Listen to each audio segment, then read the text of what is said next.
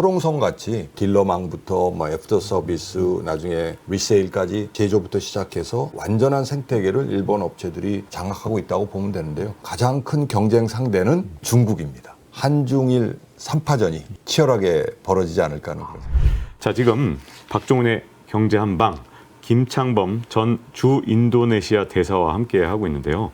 지금 사실 뭐 동남아시아에서는 이 한중일 삼국지가 펼쳐졌다 해도 과언이 아니죠. 특히 인도네시아 같은 경우는 우리가 이 집중해야 하는 곳이기도 하고 집중하고 있는 곳이기도 한데 인도네시아에서의 각축이 과연 어떻게 일어나고 있는지 살펴보겠습니다. 최근 이 싱가포르 이 동남아시아 국제문제연구소가 발표한 이 동남아시아 여론조사에서 아니 신뢰하는 나라 1위에 일본이 올랐더라고요. 일본에 대한 선호도가 이렇게 높은 이유가 있습니까?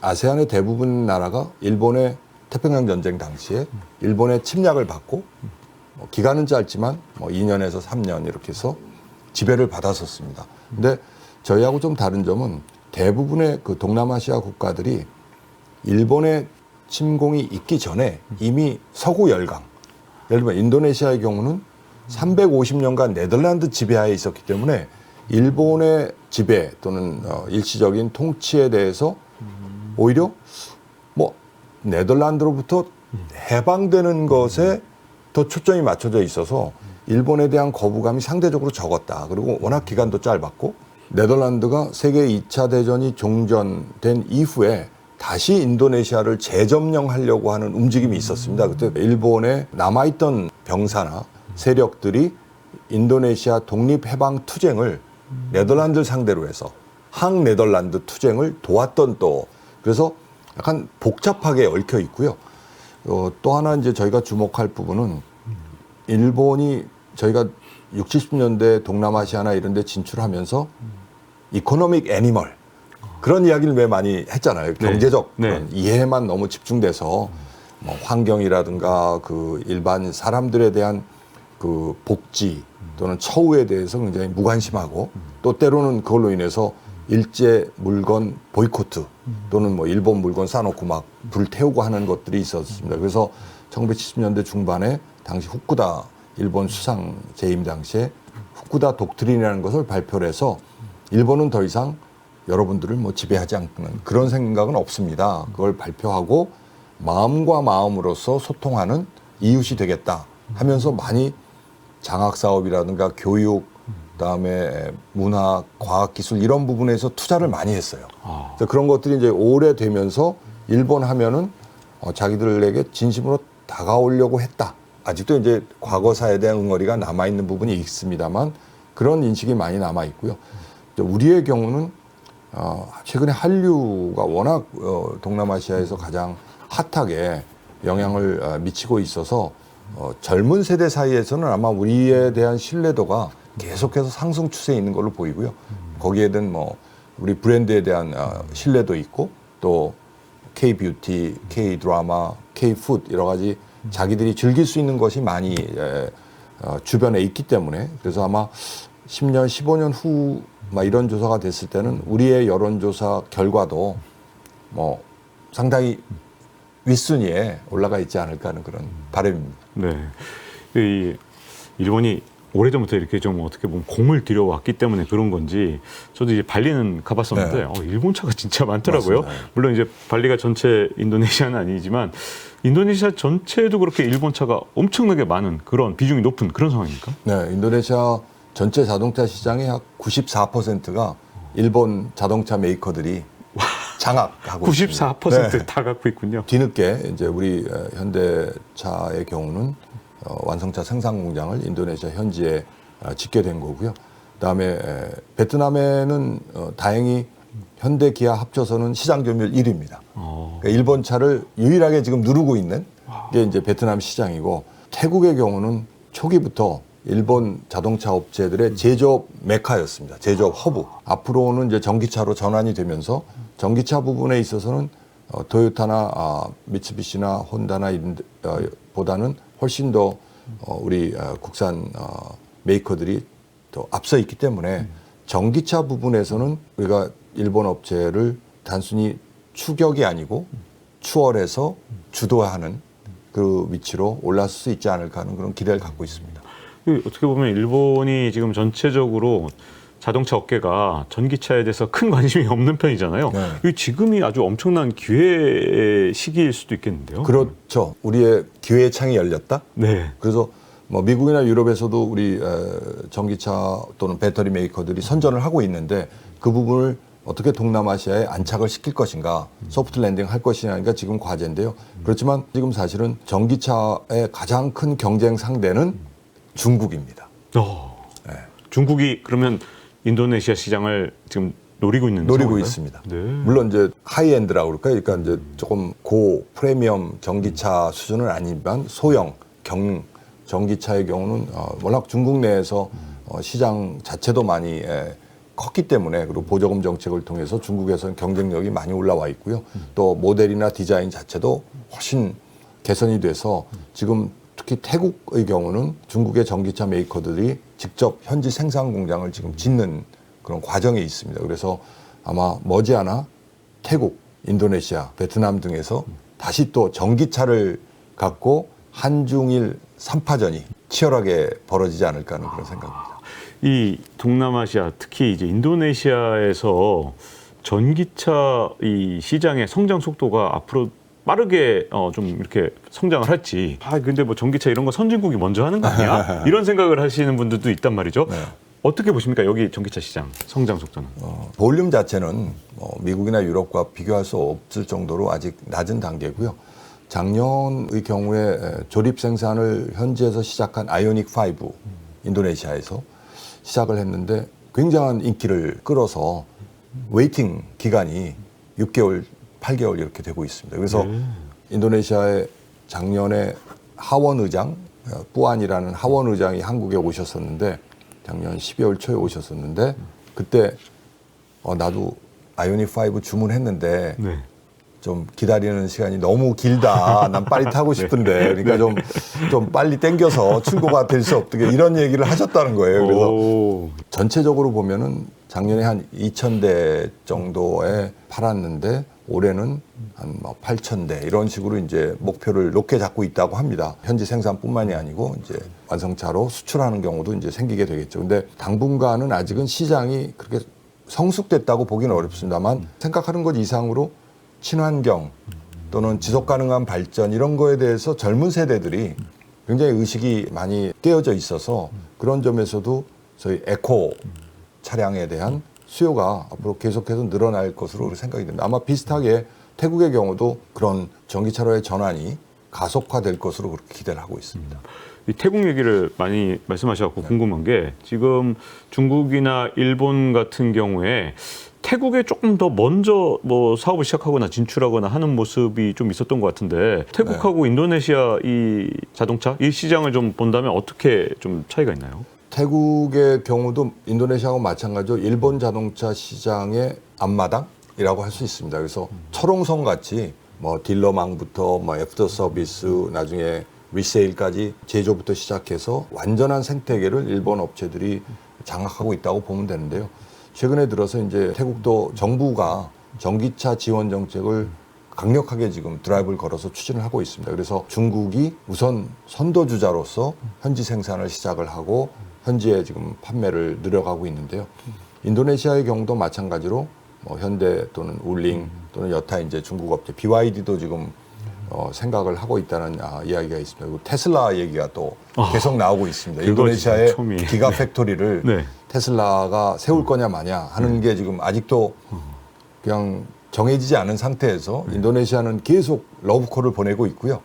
이제 장점은 인도네시아는 배터리 원자재를 확보할 수 있는 중요한 아웃소싱 기지다 하는 점이죠. 그래서 이제 아직은 최근에 그 멕시코에 이제 기가 팩토리를 테슬라가 짓기로 한 이후에 다음이 어디냐가 이제 관심사인데 인도네시아는 지금 강하게 뭐 대통령도 머스크를 가서 만나기도 하고 해서 구애를 하고 있습니다. 이게 지금 앞으로 어떻게 될까 참 궁금한데 최근에 무슨 발표를 보면 뭐 중국의 배터리 업체가 인도네시아에 아예 그냥 배터리 밸류체인 다 만들겠다 뭐 이런 얘기도 또 막 나오고 있는데 이게 실현 가능성이 있는 건지 우리가 경계해야 될 건지 좀 궁금하거든요. 실현 가능성 yes. 이거 걱정되네요. 그건 좀. 그리고요. 경계 네. 뭐 예스 반, 노 반 이렇게 될 것 같습니다. 왜냐하면 뭐 이미 벌써 그 인도네시아의 국영 기업으로 인도네시아 배터리 제조 회사가 설립이 돼서 뭐 중국의 CATL이라는 화유라든가 이런 기업들과 손잡고 말씀하신 것처럼 원광석 채굴부터 재련, 정련, 그다음에 양극재 이렇게 해서 쭉 생산을 하려고 하는데요.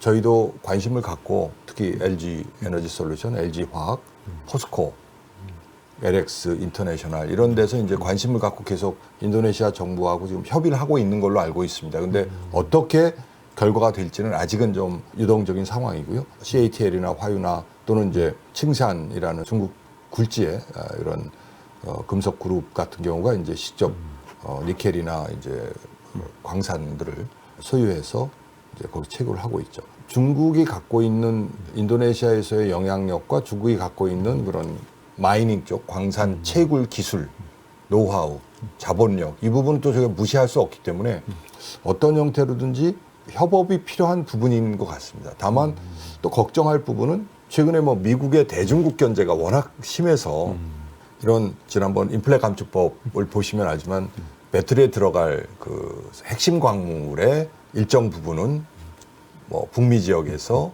채굴 가공되어야 한다 또는 FTA 체결국에서 해야 된다 이런 이제 규정들이 나오니까 그게 결국 중국 기업을 겨냥한 견제구잖아요. 그래서 그런 과정에서 해외에서 중국 기업이 채굴 또는 재련에 관여한 제품을 우리가 쓸 수 있을 것이냐 하는 그런 이제 어떻게 보면 퀘스천 마크가 달려져 있습니다. 이 중국이 이렇게 배터리 밸류 체인을 인도네시아에 만들려는 것뿐만 아니라 고속철 건설에도 중국이 관심을 갖고 있는 것 같아요. 이거 어떻게 되는 겁니까, 인도네시아에서? 자카르타가 위치한 자바섬이 이렇게 길게 누워져 있는데요. 네. 서쪽 부분에 자카르타 수도가 있고 맨 우측으로 가서 동쪽 부분에 수라바야라고 하는 제2의 도시가 있습니다. 여기가 지금 지도에 보시면은 빨간색 선으로 네. 자카르타에서 출발을 해서 반둥을 거쳐서 수라바야까지 가는 약 1000km의 고속철 디자인을 지금 갖고 있는데요. 네. 지금 금년 아마 7월쯤 중국이 1대1로 프로젝트의 하나로 네. 지금 추진하고 있는 자카르타 반둥 간 고속철이 개통이 있게 됩니다. 네. 곧 이제 한 4개월 후면은 자카르타 반둥 간이 한 거리가 140km가 조금 넘거든요. 그러니까 우리 같으면 한 서울 대전 구간 정도 될 것 같습니다. 그래서 네. 중국이 직접 1대1로 프로젝트 기금을 사용을 해서 자카르타 반둥 간의 고속철을 지금 마무리 짓고 있는데 원래 계획했던 것보다 굉장히 늦어지고 있어서 네. 7월에 지금 개통 예상으로 돼 있지만 뭐 그대로 될지는 뭐 저도 확신할 수 없습니다만 지금 자카르타 반둥간은 워낙 밀리는 구간입니다. 교통 정체가 심하고 해서 저희가 아침에 반둥에 만약에 회의가 있다고 하면은 넉넉 잡아 3시간에서 3시간 반을 생각을 하고 뭐 실제로 2시간 반 걸릴 때도 있고요. 네. 근데 지금 아마 이제 자카르타 반둥 고속철이 개통이 되게 되면은 35분, 40분 만에 편안하게 네. 고속철을 타고 갈 수 있게 되는데 문제는 수라바야까지 나머지 한 그러면 800 거의 40-50km 구간을 연결을 중국이 계속 할 것인지 네. 엄청난 이제 재원이 필요로 하는 거고요.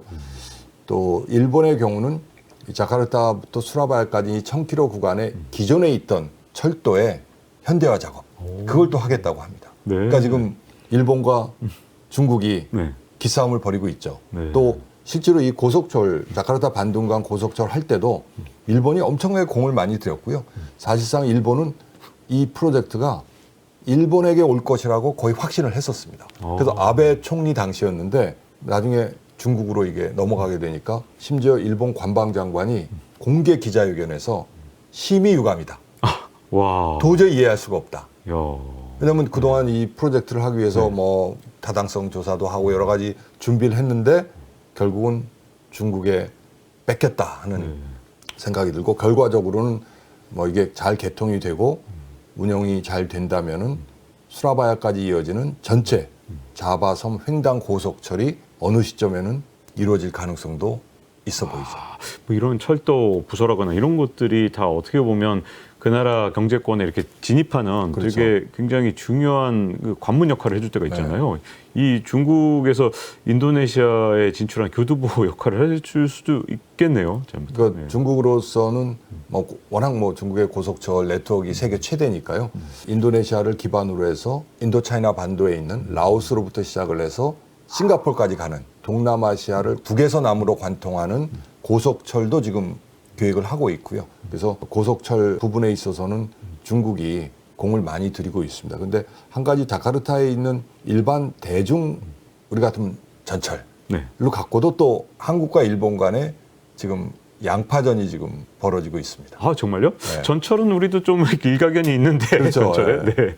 자카르타에 경전철 있습니다. 네. LRT라고 현지에서는 부르는데 Light Rail Transit이라고 해서요.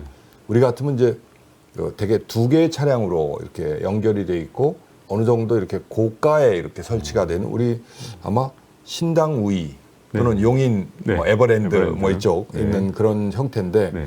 우리의 철도시설공단, 뭐 현대로템, 유진산전 이런 곳들이 이제 힘을 합쳐서 자카르타 주정부가 발주한 프로젝트를 따서 1단계 6개 역으로 구성된 거를 개통을 2019년에 했습니다. 오, 네. 2단계를 지금 해야 하는 순간인데 네. 2단계는 우리 정부가 프로젝트 파이낸싱을 해서 들어가야 되지 않을까 하는데 이렇게 보시면은 뭐 우리 경전철하고 뭐 안의 모습 보시면 유사함을 느낄 수 있을 겁니다. 뭐 이렇게 네. 손잡이부도 그렇고 네. 그래서 이제 우리 업체들이 나가서 직접 한 건데 문제는 LRT는 굉장히 제한적인데 경전철은 네.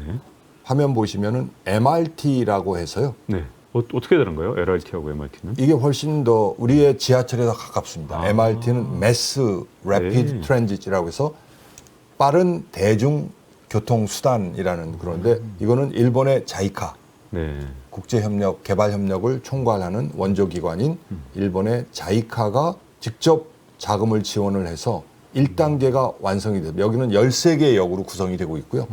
다양한 페이 수단을 월렛 페이를 통해서 이제 찍고 개찰하고 나중에 네. 나갈 때 하고 하는 이런 시스템으로 되어 있습니다. 그래서 지금 이 MRT는 1단계가 맞춰져 있고 2단계, 3단계, 4단계 이렇게 이제 계속 저희가 초기에 지하철 망을 서울 시내 곳곳에 하듯이 그렇게 지금 하고 있는데 지금 지난번 원희룡 국토교통부 장관이 3월 중순에 인도네시아에 다녀가면서 본격화되고 있는 것이 MRT 4단계를 한국이 재원 조달을 해서 건설을 하는 그 구상이 현재 지금 논의가 되고 있는 것 같습니다. 와, 또 이 경쟁을 본격적으로 시작했다. 네. 이렇게 볼 수 있는 거겠군요.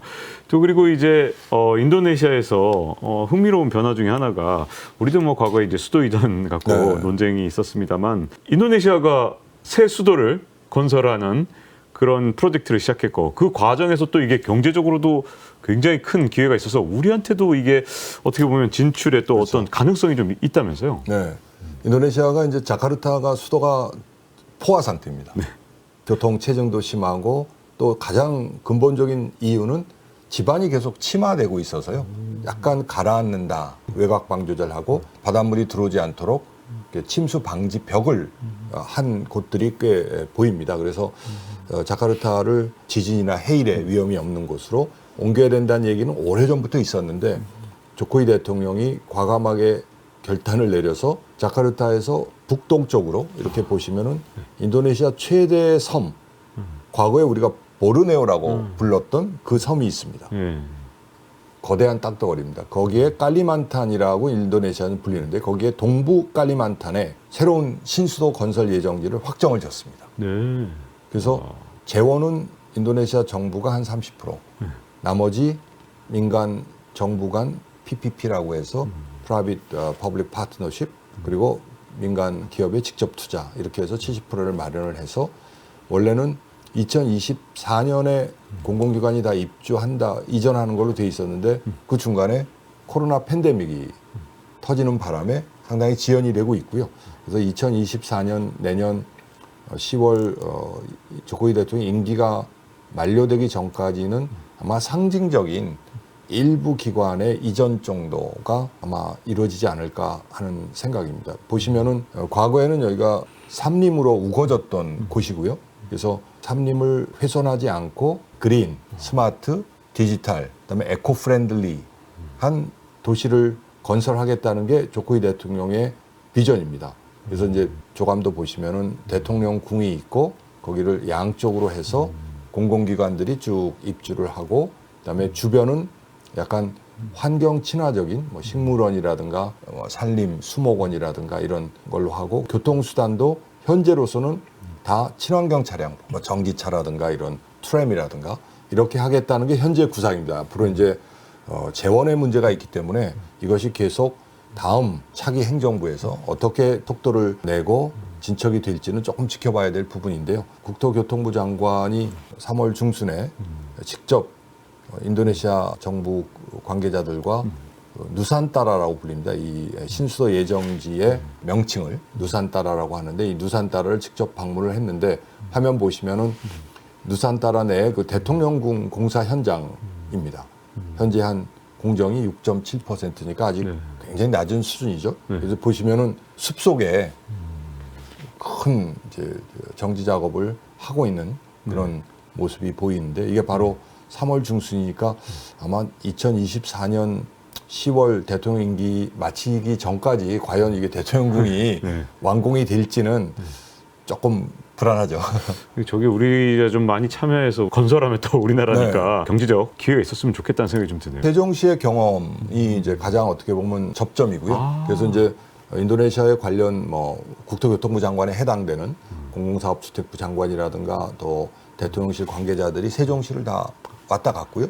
또 지금 짓고 있는 부산 에코델타 스마트시티가 이제 또 하나의 또 벤치마킹하는 부분도 있어서 계속해서 협의를 하고 행정중심 복합도시 청 관계자들이 또 인도네시아 정부 안에 직접 가서 타스크포스의 일원으로 같이 또 협의를 하고요.